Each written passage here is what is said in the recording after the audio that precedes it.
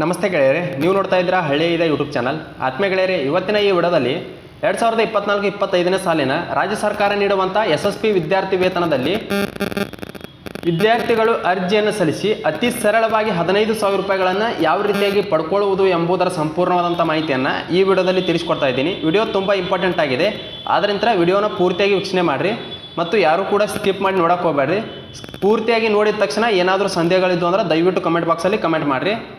ಮತ್ತು ಇದರಲ್ಲಿ ಅತಿ ಸರಳವಾಗಿ ನಾನು ಹೇಳುವಂಥ ಮಾಹಿತಿಯನ್ನು ತಿಳ್ಕೊಂಡು ಯಾವ ವಿದ್ಯಾರ್ಥಿ ಅರ್ಜಿಯನ್ನು ಸಲ್ಲಿಸ್ತಿರಲ್ಲ ಅಂಥವರಿಗೆ 100ಕ್ಕೆ 100ರಷ್ಟು ಈ ಸಲ 15,000 ರೂಪಾಯಿಗಳು ನೇರವಾಗಿ ಬ್ಯಾಂಕ್ ಖಾತೆಗೆ ಜಮಾ ಆಗ್ತೈತಿ.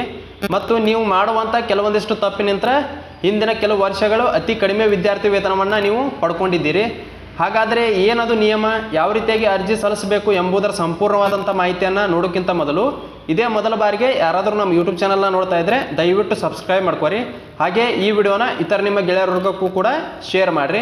ಬನ್ನಿ ಗೆಳೆಯರೆ, ವಿಡಿಯೋನ ಶುರು ಮಾಡೋಣ. ನೀವು 2024-25ನೇ ಸಾಲಿನ ಮೆಟ್ರಿಕ್ ನಂತರದ ವಿದ್ಯಾರ್ಥಿ ವೇತನಕ್ಕೆ ಅರ್ಜಿ ಸಲ್ಲಿಸುವಾಗ ಅದರ ಅಡಿಯಲ್ಲಿ ಬರುವಂತಹ ಹಿಂದುಳಿದ ವರ್ಗಗಳ ಕಲ್ಯಾಣ ಇಲಾಖೆ ಆಗಿರ್ಬೋದು, ಸಮಾಜ ಕಲ್ಯಾಣ ಇಲಾಖೆ ಆಗಿರ್ಬೋದು, ಪರಿಶಿಷ್ಟ ವರ್ಗಗಳ ಕಲ್ಯಾಣ ಇಲಾಖೆ ಆಗಿರ್ಬೋದು, ಅಲ್ಪಸಂಖ್ಯಾತ ಕಲ್ಯಾಣ ಇಲಾಖೆ ಅಡಿಯಲ್ಲಿ ಬರುವಂಥ ವಿದ್ಯಾರ್ಥಿಗಳು ಅರ್ಜಿಯನ್ನು ಸಲ್ಲಿಸುವಾಗ ಅಲ್ಲಿ 2 ರೀತಿಯಾದಂಥ ಮಾಹಿತಿಗಳನ್ನು ನೀವು ಒದಗಿಸಬೇಕಾಗಿರ್ತೈತಿ.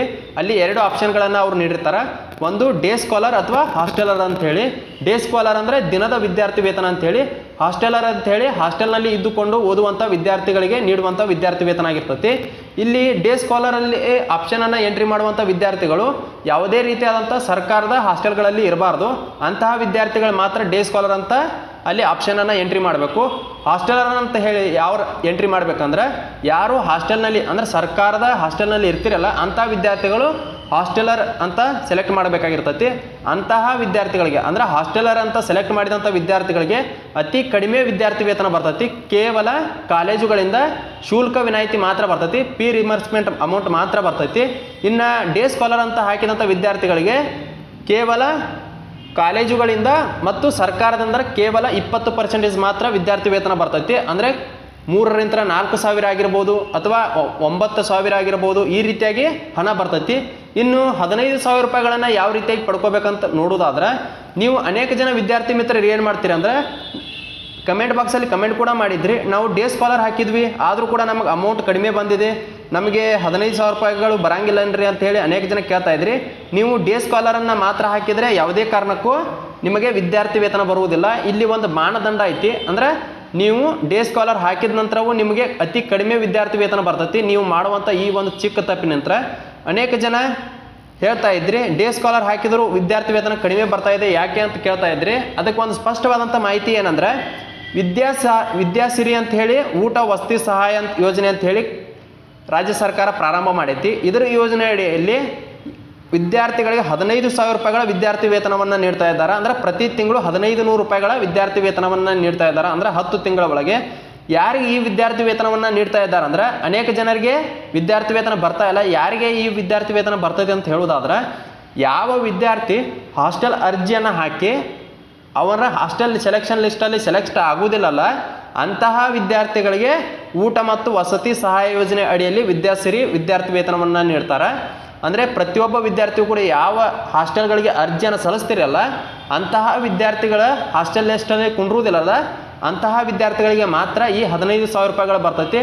ಹಾಗಾದರೆ ನಾವು ವಿದ್ಯಾರ್ಥಿ ವೇತನ ಪಡ್ಕೊಳ್ಳಲು ಏನು ಮಾಡಬೇಕಂತ ತಿಳಿಯೋದಾದರೆ ನೀವು ಕೂಡ ಹಾಸ್ಟೆಲ್ಗೆ ಅರ್ಜಿಯನ್ನು ಸಲ್ಲಿಸ್ರಿ. ಒಂದು ವೇಳೆ ನಿಮ್ಮದೇನಾದರೂ ಹಾಸ್ಟೆಲ್ ಸೆಲೆಕ್ಟ್ ಆಗದೇ ಇದ್ದಲ್ಲಿ ನಿಮಗೆ 100ಕ್ಕೆ 100ರಷ್ಟು ಈ ಸಲ 15,000 ರೂಪಾಯಿಗಳ ವಿದ್ಯಾರ್ಥಿ ವೇತನ ಬರ್ತೈತಿ. ಇಲ್ಲದೇ ಹೋದಲ್ಲಿ ನೀವು ಕೇವಲ ಡೇ ಸ್ಕಾಲರ್ ಅಂತ ಮಾತ್ರ ಹಾಕಿದ್ರಿ ಅಂದರೆ ಯಾವುದೇ ಕಾರಣಕ್ಕೂ ನಿಮಗೆ ವಿದ್ಯಾರ್ಥಿ ವೇತನ ಹೆಚ್ಚು ಬರುವುದಿಲ್ಲ, ಕೇವಲ ಅತಿ ಕಡಿಮೆ ವಿದ್ಯಾರ್ಥಿ ವೇತನ ಬರ್ತೈತಿ. ಆದ್ದರಿಂದ ನೀವು ಕೂಡ ಹಾಸ್ಟೆಲನ್ನು ಎಂಟ್ರಿ ಮಾಡಿರಿ, ಹಾಸ್ಟೆಲ್ ಅಪ್ಲಿಕೇಶನನ್ನು ಕೂಡ ಹಾಕಿರಿ. ಒಂದು ವೇಳೆ ನಿಮ್ಮ ಹಾಸ್ಟೆಲ್ ಅಪ್ಲಿಕೇಶನ್ ಏನಾದರೂ ಕುಂಡ್ರಲಿಲ್ಲ ಅಂದರೆ ನಿಮಗೆ 100ಕ್ಕೆ 100ರಷ್ಟು 15,000 ರೂಪಾಯಿಗಳು ಬರ್ತೈತಿ. ಒಂದು ವೇಳೆ ಕೂತರೂ ಕೂಡ ನೀವು ಹಾಸ್ಟೆಲ್ಗೆ ಹೋಗದೇ ಇದ್ದರೂ ಕೂಡ ನಡೆಯುತ್ತೆ, ಆವಾಗ ನಿಮಗೆ ಬರುವಂತಹ ಡೇ ಸ್ಕಾಲರ್ ವಿದ್ಯಾರ್ಥಿ ವೇತನ ಬಂದೇ ಬರ್ತೈತಿ. ಆದ್ದರಿಂದ ಪ್ರತಿಯೊಬ್ಬರು ಕೂಡ ಅರ್ಜಿಯನ್ನು ಸಲ್ಲಿಸುವಾಗ ಹಾಸ್ಟೆಲರ್ ಅಥವಾ ಡೇ ಅಂತ ಇರ್ತೈತಲ್ಲ ಅದರೊಳಗೆ ಡೇ ಸ್ಕಾಲರ್ ಅಂತ ಎಂಟ್ರಿ ಮಾಡಿರಿ.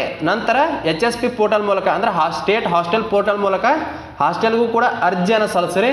ಕೆಲವೊಂದಿಷ್ಟು ವಿದ್ಯಾರ್ಥಿಗಳದ್ದು ಹಾಸ್ಟೆಲ್ ಅರ್ಜಿ ಕುಂಡ್ರುವುದಿಲ್ಲ, ಲಿಸ್ಟ್ನಲ್ಲಿ ಬರುವುದಿಲ್ಲ. ಅಂತಹ ವಿದ್ಯಾರ್ಥಿಗಳಿಗೆ ಅವರು ಶುಲ್ಕ ಊಟವಂತೂ ವಸತಿ ಸಹಾಯ ಯೋಜನೆ ಅಡಿಯಲ್ಲಿ ವಿದ್ಯಾಸಿರಿ ವಿದ್ಯಾರ್ಥಿ ವೇತನವನ್ನು ನೀಡ್ತಾರೆ. ಡೇ ಸ್ಕಾಲರ್ ಮಾತ್ರ ಹಾಕಿದರೆ ಯಾವುದೇ ಕಾರಣಕ್ಕೂ ನಿಮಗೆ ವಿದ್ಯಾರ್ಥಿ ವೇತನ ಜಮಾ ಆಗುವುದಿಲ್ಲ. ಇದು ಇವತ್ತಿನ 15,000 ರೂಪಾಯಿಗಳನ್ನು ಪಡೆಯುವಂಥ ಅತಿ ಸರಳವಾದಂಥ ವಿಧಾನ ಆಗಿರ್ತೈತಿ. ದಯವಿಟ್ಟು ಪ್ರತಿಯೊಬ್ಬರು ಕೂಡ ಡೇ ಸ್ಕಾಲರ್ ಅಂತ ಅಪ್ಲಿಕೇಶನ್ ಒಳಗೆ ಅಪ್ಲೈ ಮಾಡಿರಿ ಮತ್ತು HSP ಪೋರ್ಟಲ್ ಮೂಲಕ ಹಾಸ್ಟೆಲ್ ವಿದ್ಯಾರ್ಥಿ ವೇತನಕ್ಕೂ ಅರ್ಜಿಯನ್ನು ಸಲ್ಲಿಸ್ರಿ.